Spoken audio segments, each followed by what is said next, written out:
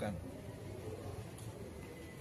mendatangkan kewibawaan dan menjadi hamba yang diridhoi karena mengakui kebesaran Allah. Iya, ayat kursi itu memang benar gitu. Tapi siapa yang menghijayahkan itu? Kamu tahu nggak? Orang tua ya Rasulullah. Nampaknya ringkih badannya, tapi soleh. Iya, itu orang tua ringkih soleh, tapi bernama iblis. Ayat kursinya itu hak dari Allah, tapi yang memberi ijazah kamu itu iblis. Kalau kamu laksanakan, maka jalan tawasulmu itu terputus karena yang memberi ijazah iblis. Nah, artinya apa? Sebuah ijazah itu lebih berarti adalah sejarah sanadnya, tawasulnya. Nah, kalau tawasulnya benar, maka sampai ke Allah. Tapi kalau tawasulnya mukote, terputus, bisa ke iblis, bisa ke Pak Alawi, bisa ke mana. Jadi bukan hidayahnya yang penting, itu sanadnya dulu. Maka kalau ilmu yang di sini semua bersama, sehingga insya Allah ketika di akhirat juga sampai jenjangnya, sampai di mana. Nah, kebiasaan sekarang ini orang ngaji. 1, 2, 3. Oh, jangan lupa subscribe channel ini. Terima kasih sudah menonton. Warobukum. Allah itu Tuhanmu dan Tuhanku. Tuhanku dan Tuhan. Lana amaluna walakum amalukum. Amalanku begini, amalanmu begitu, monggo. La hujatan bainana wa bainakum. Dan hajat kita, hajat saya begini, hajatmu silakan sama. Allah yajma'u bainana wa ilaihil masir. Pada akhirnya semuanya bermuara kepada Allah. Jadi artinya amalan itu, kalau kita kepengen kaya, mendoakan temannya juga kaya, bukan kaya diri sendiri. Allahu rabbuna wa rabbukum. Allah itu gusalahmu ya gusalahku. Jadi lagi kepengen kaya, kanyanya ya biar kaya, jangan biar kaya teman yang miskin. Bukan. Itu syarat pertama kalau kita kepengen dijadikan orang yang ikhlas. Orang ikhlas itu sama dengan soleh. Maka coba ikhlas sama soleh dibalikkan sama. Ikhlas akhirnya apa? Soleh awalnya sot. Ikhlas dan soleh itu sama. Jadi amalan soleh kalau tidak ikhlas nggak ada artinya. Nah, modal awal kesalehan itu ketika engkau berdoa untuk dirimu sendiri, kemudian ingat temannya, disebut namanya. Mudah-mudahan teman saya kaya, tambah hartanya, tambah pangkatnya, tambah derajatnya. Mau nggak itu? Doain itu. Kalau mendoakan temannya begitu aja kok tidak mau, nggak mungkin ikhlas, nggak mungkin masuk atau diangkat derajat makom ikhlas. Jadi latihan ikhlas yang pertama adalah mendoakan temannya. Oh, teman yang ngajinya bareng gulang-gulung masa doakan aja, apalagi doakan orang lain, nggak mungkin. Maka untuk bisa memiliki akseptabilitas, penerimaan daya terima kita di mata orang, syaratnya mengamalkan zikir itu. Allahu Rabbuna, wa rabbukum lana a'maluna wa lakum a'malukum la hujatan bainana wa bainakum Allahu yasma'u bainana wa ilaihil masih. Kalau itu dibaca 333 sesuai dengan umur kita. Jadi kalau umurnya 18 berarti 18 hari. Kalau umurnya 30 hari. Nah, kalau umurnya 60 ya 60 hari. Kok banyak banget ya. Saya sendiri dari muda nggak pernah ngaji gitu loh.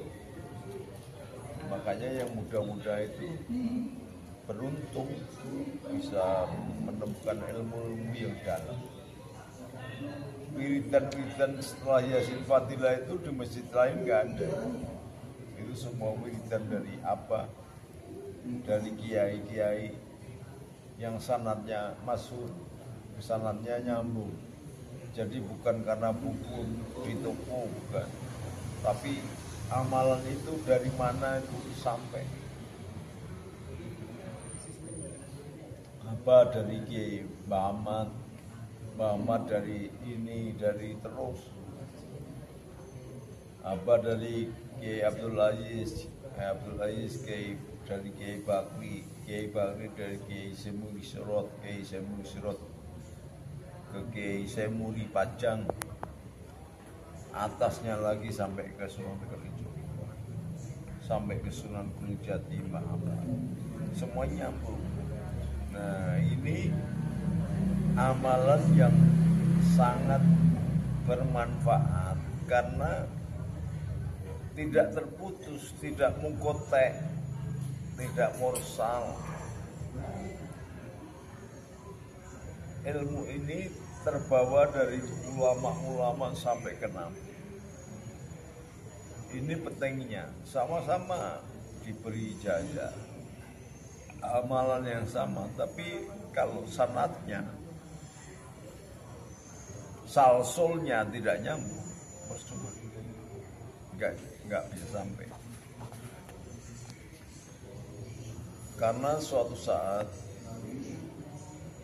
yang namanya Abu Hurairah itu saking hebatnya, saking cintanya, saking tinggi ilmunya, Rasulullah ngendika begini itu bajunya dilepas, diwadahi ilmunya Rasulullah.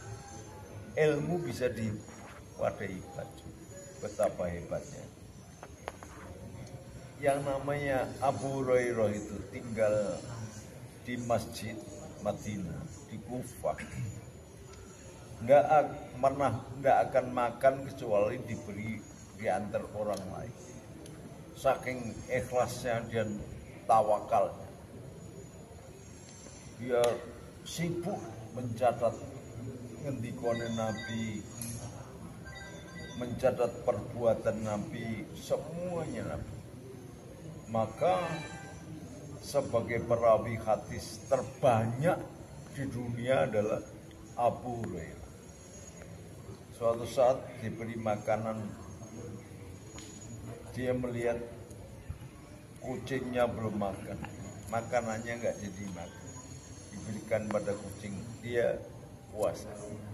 Itu Abu Hurairah. Orang yang sekelas begini, ternyata suatu saat itu ketika tidur di Masjid Nabawi ditemuin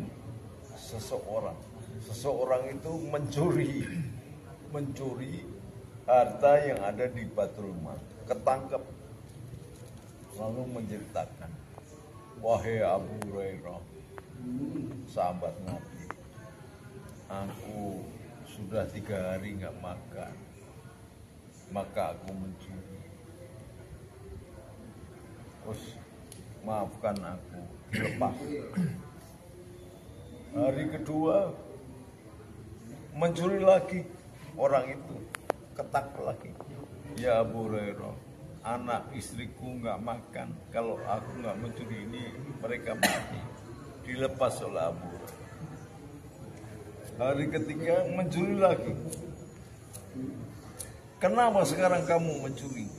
Karena orang tuaku kalau tidak mencuri aku, dia sudah sekian hari nggak makan. Saya harus memilih kemarin memberi makan anak istri atau orang tua. Nah ini sudah sekian hari nggak makan, terpaksa aku mencuri. Kalau engkau lepaskan aku pernah diberi ijazah oleh Rasulullah. Pernah mendengar Rasulullah dan Allah sendiri yang memerintahkan bahwa ada sebuah ijazah yang hebat sekali yang menunjukkan kebesaran Allah, menunjukkan bahwa Allah tidak pernah tidur, bahwa Allah itu mengerekso semua makhluknya, memberikan rezekinya, dan singgasananya demikian hebat sehingga tidak bergeming dari singgasana yang lain ketika bersaing.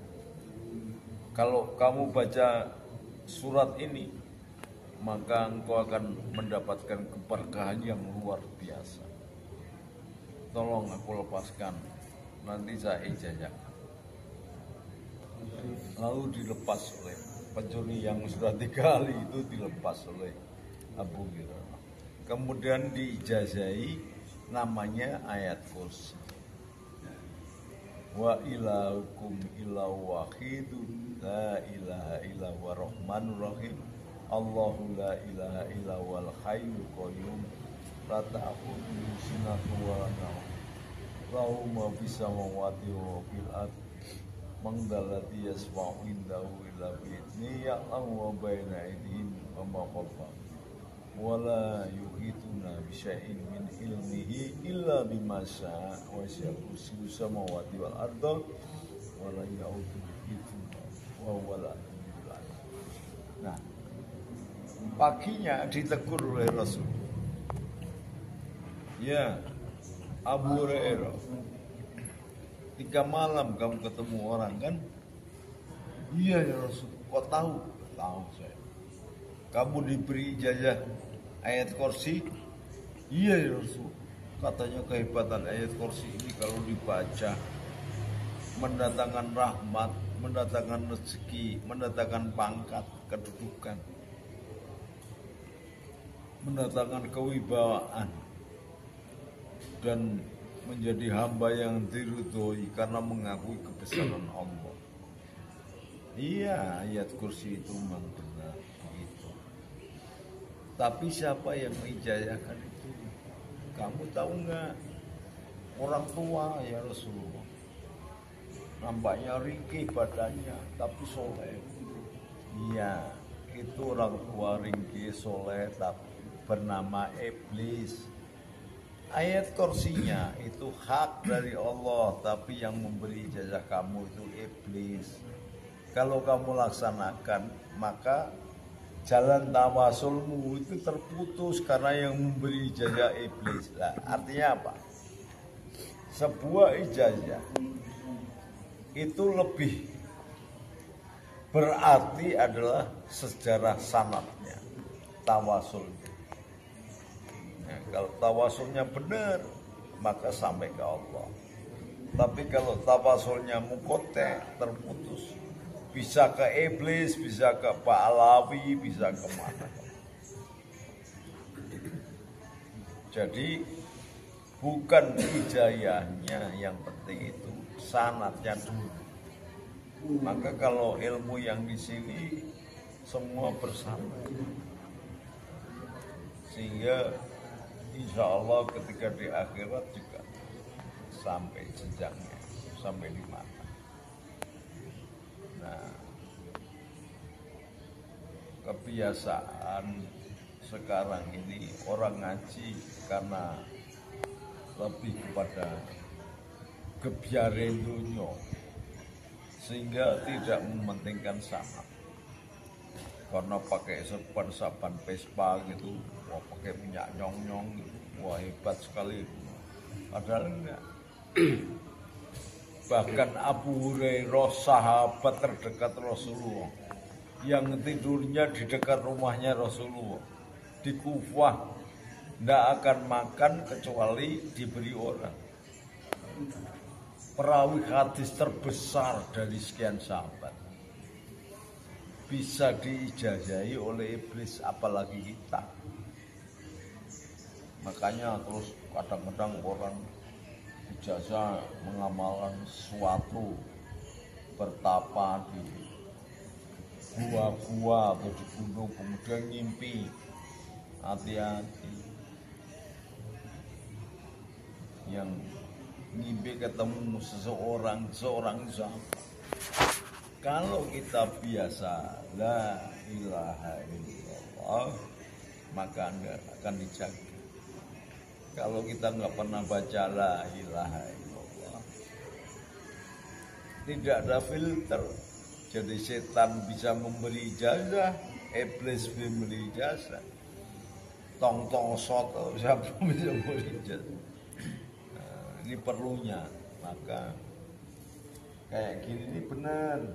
Jadi mbak buku dicatat ayat kursi di sejarahnya, ayat kursi begini tulis. Jadi masing-masing punya buku. Nanti kalau udah tua jadi kiai atau pemuka agama, bisa disampaikan catatannya itu, ijazahnya itu kepada santrinya. Jadi jenjang tawasulnya itu cetok. Wa tasimu bihablillahi jami'a wala tafus.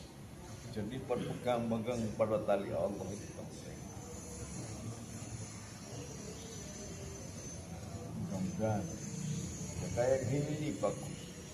Ada buku bawa catatan. Karena iso nulis Arab ya apa-apa, nulis Latin, nah isone. Dan yang penting lagi itu dijiwai. Jadi matanya membaca, hatinya menyaksikan. Jadi bukan tulisannya, tapi suaranya itu dibaca. Banyak orang buta huruf, apal luar, nggak ngerti tulisannya. Pokoknya mantap begitu. Ya Allah berikan kemantapan. Karena Allah Maha Maklum. Jadi ada orang nggak bisa membaca ini nggak masalah. Allah tahu. Jadi Tudrikul absaru wa huwa yudrikul absara wa huwa latiful khabir. Bahkan Allah itu tahu kemeresaking hatimu. Maka zikir boleh jar, boleh dalam hati. Karena Allah tahu kemeresaking hati itu Allah mendengar. Bahkan Batullah Salam dulu bilang, ketajaman Allah Maha Berso itu pada malam yang gelap umpamanya ada semut hitam berjalan di atas batu hitam. Pada malam yang gelap hitam, Allah tahu. Makanya hatimu itu mencerminkan wajah. Kalau hatinya nggak suka sama orang, nurnya hilang, cahayanya hilang. Nampak sekali dibaca. Semakin baik orang berpasangan baik pada orang, semakin cahayanya bagus. Semakin bertatut ya. Ya bertatut lah. Itu ya. Dicatati lengkap ijazah apa. Nanti kalau apa udah mati kamu punya ijazah.